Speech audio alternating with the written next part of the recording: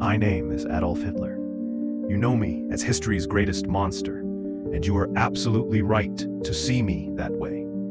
This is my confession, not to seek sympathy or justification, but to serve as a warning from the grave. I was once an ordinary man with dreams, but I allowed hatred, resentment, and extremist ideology to corrupt my soul completely. Listen how I became the architect of humanity's darkest chapter, because understanding how evil is born is the only way to prevent its return. I was born in 1889 in Austria to Adolf Hitler, a brutal customs official who ruled our house with an iron fist.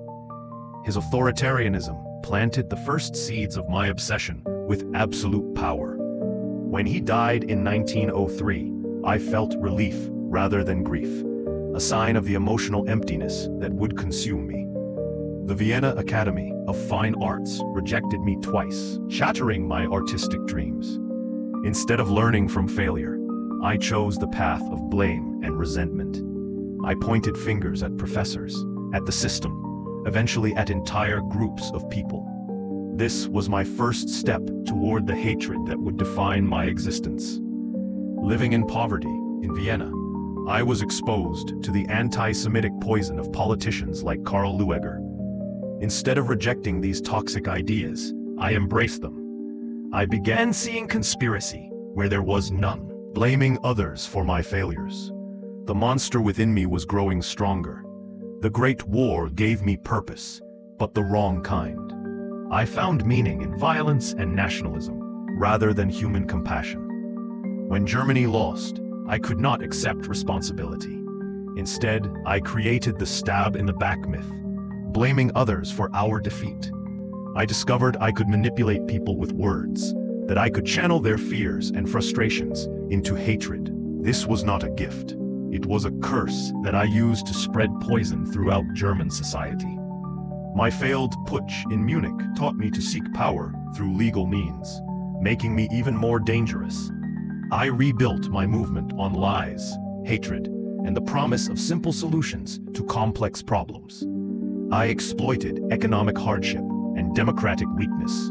I told people what they wanted to hear, not what they needed to know.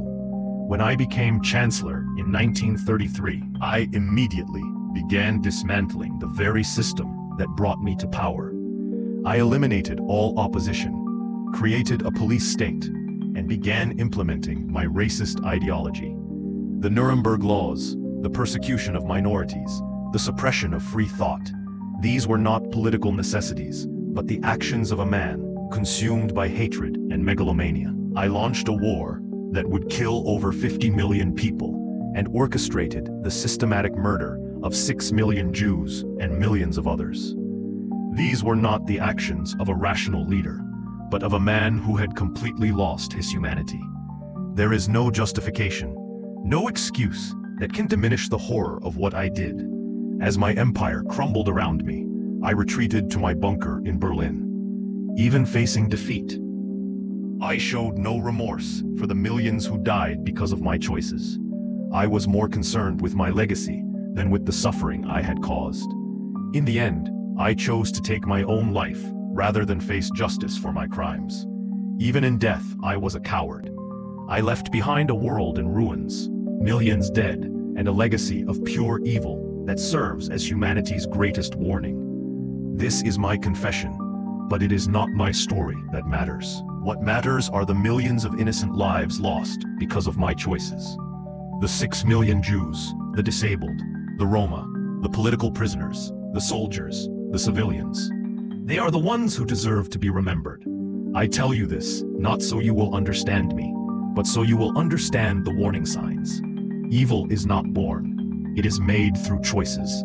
It grows through unchecked hatred, through blaming others for our failures, through believing we are superior to our fellow human beings. Watch for these signs in yourselves, in your leaders, in your society.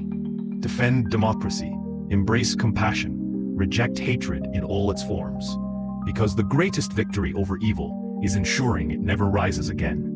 Remember the victims, learn from history, build a better world.